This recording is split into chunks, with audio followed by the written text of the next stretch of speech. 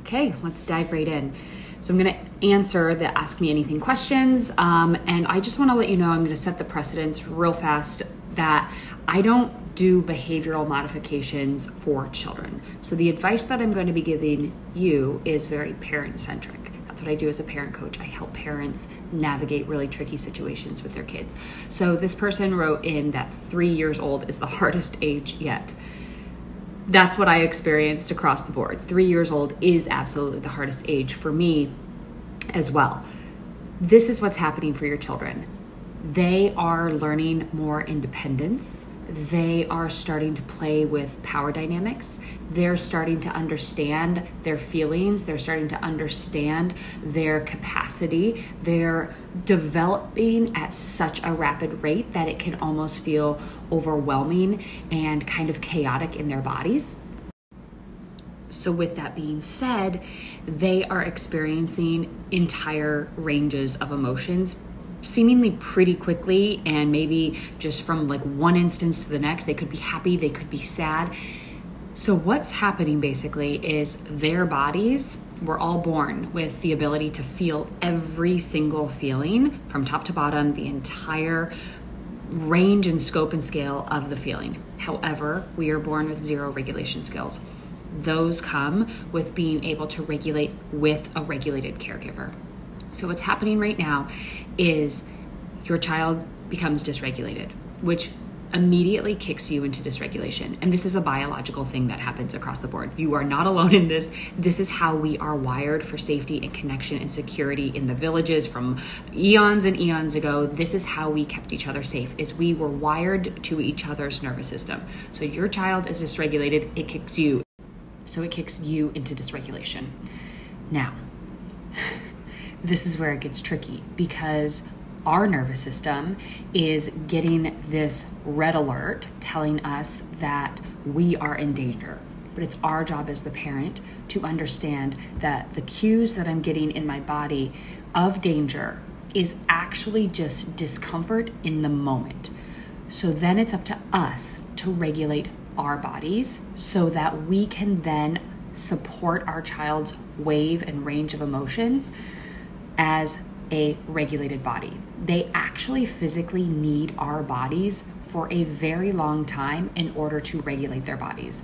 Remember how when we're born, we need that skin to skin contact? The same goes for our children when they're in a dysregulated state. They need our physical nervous system in order to regulate their nervous system. So this is where we need to have grounding tools.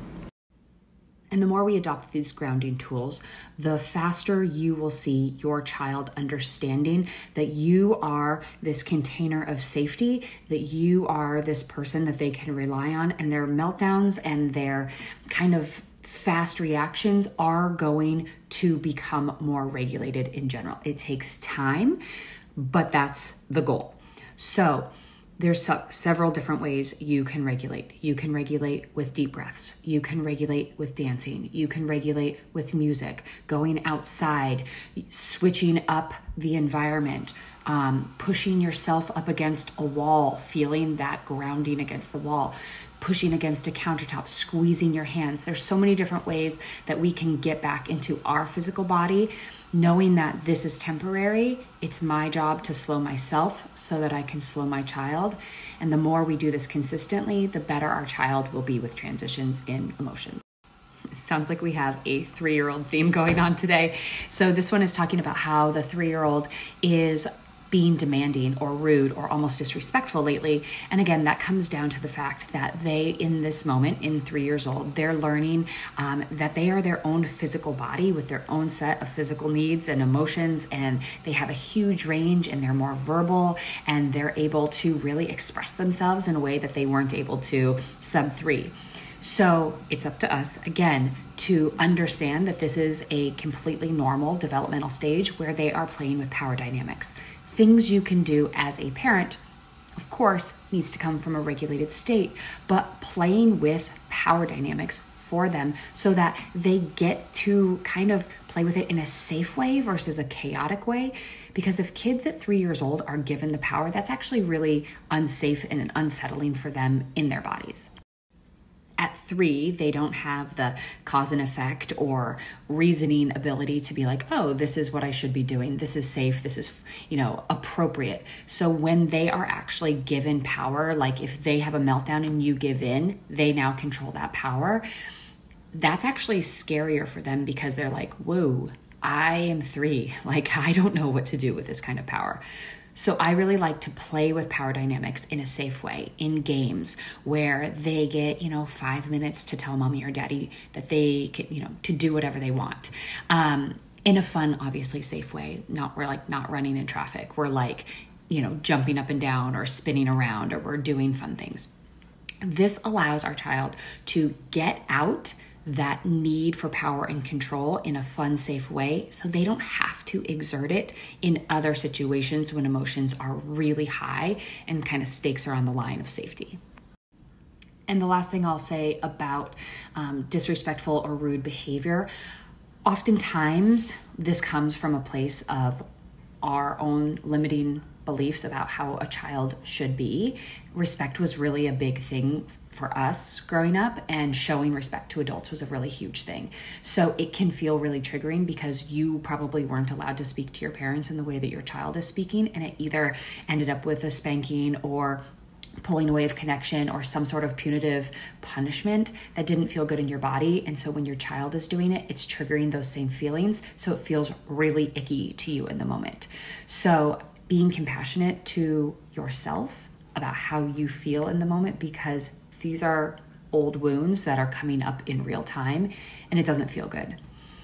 So go gently on yourself, understand that this is a perfectly normal developmental stage, that you will get through it, and just being able to be there and being able to listen to your child, validate what is real for them in the moment. I think that is a huge thing, being able to acknowledge and say, I believe that this is true for you. I believe that this is happening for you. That really does allow them to feel seen. Eventually, they will understand and calm themselves down.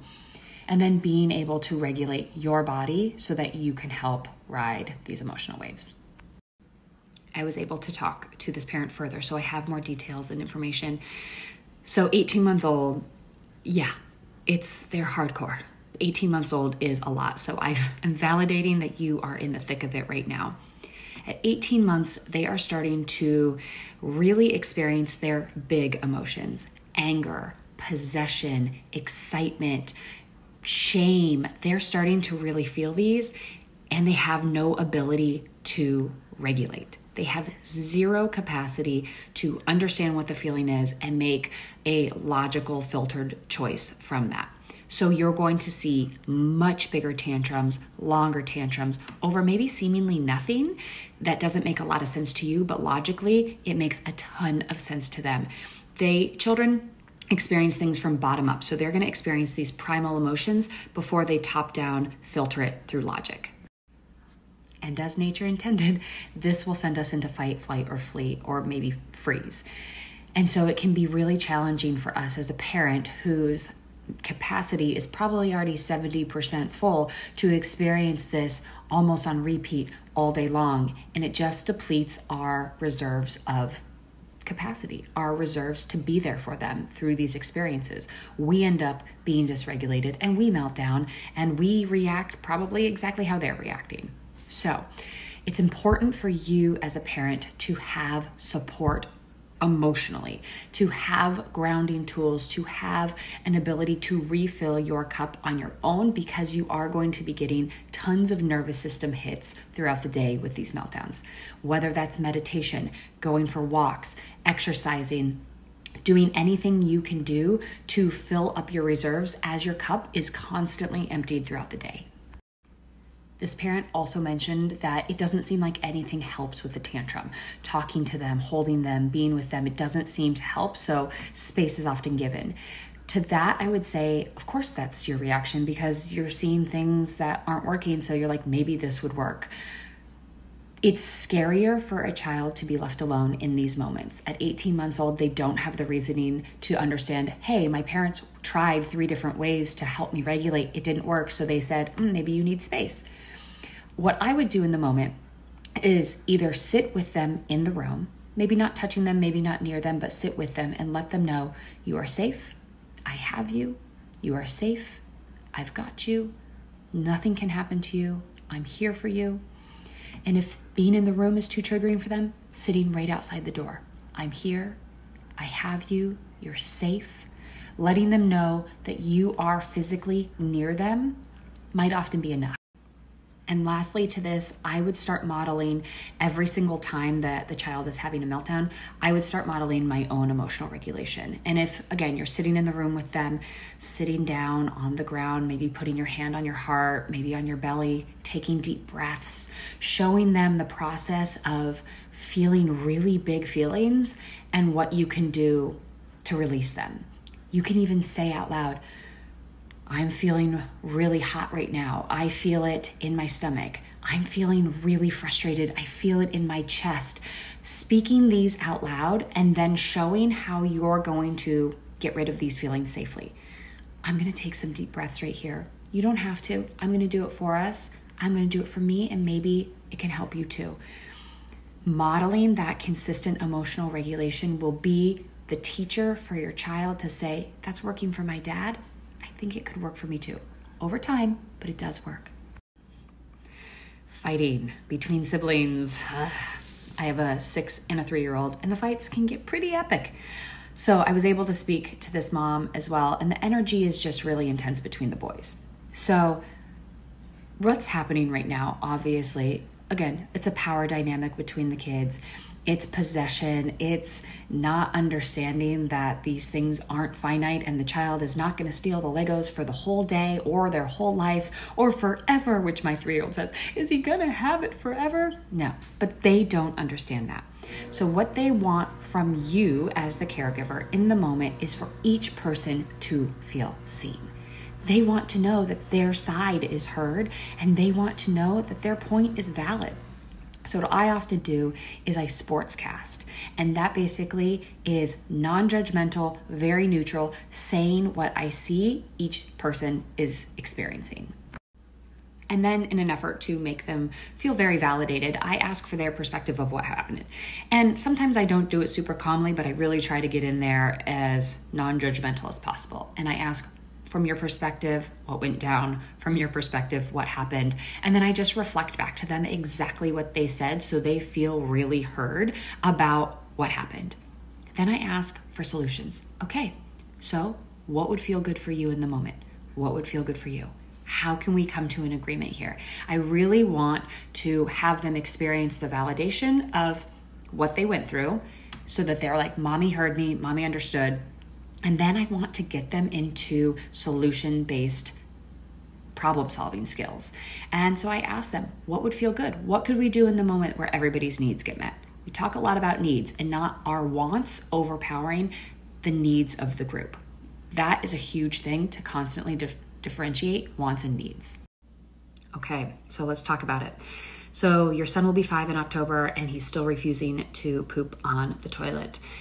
Okay, so he's 5, and for you, in your brain, you're like, this is way too old, right? So there's probably every day a level of frustration, a level of expectation that he's picking up on, and he is internalizing this as, I'm not doing what I'm supposed to be doing, but something in his body doesn't feel good about doing this, and so there's gonna be immediate resistance, and now that's probably wrapped in a little bit of guilt, shame, and he doesn't know how to process these feelings. So something that I would do is kind of gamify problem solving with him, right? So I would sit him down at the table. He's 5 years old, so he does have the ability to communicate with you, and I would start problem solving with him. I would start by saying, something about going to the bathroom hasn't felt good for you. And it probably hasn't felt good that Mommy and Daddy have been super frustrated with it. And it's not your fault. And these are my feelings these are my expectations. And I realize that that's not helping, and I want to be able to help you get through this. So let's problem solve together. So what about going to the bathroom doesn't feel good? Maybe he'll say it, maybe you need to do some more digging. Is it the fact that it hurts? Is it the fact that the seat is cold? Kind of help bring some of these answers out into the open. And then once you start to get some of the tangible answers, see if he can creatively come up with a solution. Would it help if there was music? Would it help if I was in the room? There's a bunch of different things. My child, when we had a similar problem, and he really refused to pee appropriately. It was kind of all over. It was a mess. It was a regular mess that I had to clean up. And so it was super frustrating for me. I had a high level of expectation of, you can do this. And we ended up doing this exact same thing where we problem solved about the potty. And come to find out, he didn't like how cold the toilet bowl was on his thighs when he would try to pee. So we creatively came up with like a little step, and then he was able to stand up on it, and it solved all the problems. So it could be something so small that we don't see that is really impacting his ability to feel comfortable on this, but he doesn't have the wherewithal to say, this is exactly why I'm not pooping on the potty. He just is saying, it's not good, it's not safe, I can't do it. So it's up to you to, in a calm, regulated state, take ownership of your frustration, let him know that's not his fault and that's not him, but you're actively here to help. You're actively here to help him come up with a solution, keep him safe in the process. You can even throw in super funny things like, would it help if an elephant was in the room with you? Or would it help if I did a silly dance? Lighten it up a little bit, so that might draw out some of his answers about why this is a tricky situation for him. All right, a 6-year-old having outbursts, kicking, punching, screaming. Hey, do we have the same kid? All right, this can be super frustrating for a parent, because it's almost like, we went through this when you were a toddler. Like, why are we doing this again at 6? So if your child is in school and they've been performing, basically keeping everything inside the whole day, and they come home, they're super dysregulated, they're exhausted, maybe they're hungry, tired, this could be the way that they get out these big emotions that they were holding in all day long. Now, is it acceptable? No, obviously not. But this is a way that they are kind of purging these emotions that they've been stifling all day long. Also at 6, they're starting to be way more independent. They have way more verbal skills, way more physicality, and they are using that. So as everything that I've said today, it really does start from you as the emotionally regulated adult. So as you can see, or maybe preemptively see it kind of coming, that you're like, okay, I see the build up, I see the ramp up, I know there's probably going to be an outburst soon. Let's switch up the environment as fast as you can and start to show safer ways of purging out these feelings, a safe way of discharging these emotions. Throw on some music, throw a dance party, maybe have like a jumping jack competition or something like that. Maybe we start to punch a pillow right when we get home, scream into a pillow, doing something like that where you are showing how you can do it safely, where it's not hurting people's bodies. Then I would also start maybe telling a story at night as you're going to bed. Make up a story about a dragon who's really frustrated, who's having all these outbursts. So, make it light and funny and playful, but, the dragon was at dragon school all day and there were so many expectations of this dragon. He had to go to this class and this class, and he had to meet friends, and he had to eat lunch and, kind of walk through his day. And then when he got home, he was so tired and he was so frustrated, and something happened at school and didn't make him feel good. And so he took it out on the house, and he breathed fire all over the house, and then it was destroyed. And I wonder how the dragon felt. He must have felt really sad, or, he must have felt really scared that his outburst caused so much destruction. And then you can kind of go through and talk about how the dragon could have safely worked through his feelings, or, what it felt like in the family to be a part of this, and how they wanted to support him and how they wanted to make it fun. So that's kind of a lot of my kids' outbursts. I ended up talking through in story time, and he would bring it up the next day and be like, yeah, I was kind of like the dragon. I find with my 6-year-old that stories really do make an impact and help teach a lesson. So I can really dive in and kind of make him the main character, but in a more fantastical way. And he'll start to be like, is this me? So he's getting hip to it, but it really has helped us teach the lesson. So just think about when you're teaching the lesson is the most important. So you can teach the lesson beforehand when they're calm and regulated. But if they're at the very top of this outburst and you're trying to teach the lesson there, it's a non-starter. Nothing's going to sink in, and it's just going to add even probably more frustration, more rage, and it's going to probably be wrapped in a little bit of shame. And then at the end, when they've calmed down, you can reiterate the lesson there. So I just want to let you know that it's, again, always coming from a calm place. You can always stop something that's going to hurt them or hurt somebody else by saying, no, I will not let you do that, and remove them from the situation, but we're not teaching lessons. Thank you for trusting me with this and for writing in. I just want to take a collective deep breath with you and let you know that the choices that you are making are the right choices for you, because it probably feels a lot better in your body. So, the reason you probably feel challenged in making the conscious decision to parent differently from the way you were parented is because most likely you were conditioned for your whole entire childhood about how you should act. And so when your child acts in a different way than how you were supposed to act as a child yourself, it can feel really triggering because you weren't given the same grace. You were most likely not given the same room to be human. You were probably met with punishments. You were probably withheld connection. And this is bringing it all back when your child acts completely normal because you weren't allowed to.